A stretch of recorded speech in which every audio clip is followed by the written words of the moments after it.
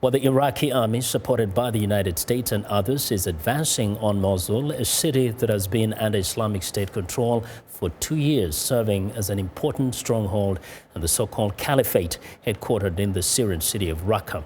If Mosul falls as expected, Raqqa would be targeted next. American journalist Joby Warwick is the Pulitzer Prize-winning author of a book on the terrorist group titled Black Flags: The Rise of ISIS.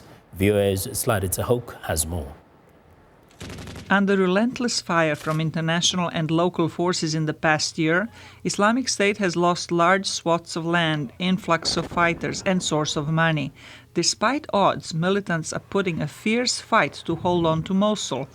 Spreading terror among residents is an important weapon in that fight. Human rights staff in Iraq have been informed that ISIL killed 15 civilians in a village called Safina, which is around 45 kilometers south of Mosul city, and threw their bodies in the river, apparently in an attempt to spread terror among the other residents.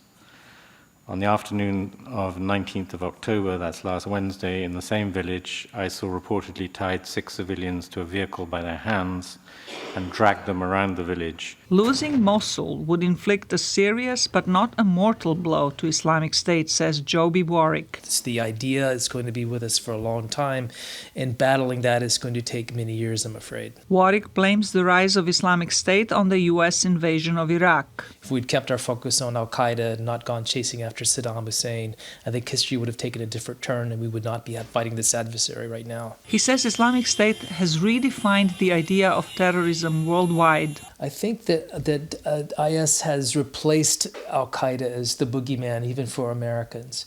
And in our popular culture, in our media, there's a great fixation on IS. And it's because they've managed to provoke in ways that al-Qaeda never did. These horrific images of beheadings and of executions and just the atrocity they commit on a daily basis. It's really crept into the American psyche in a way that even al-Qaeda wasn't able to do. Thousands of people have gone to the Middle East to fight for Islamic State.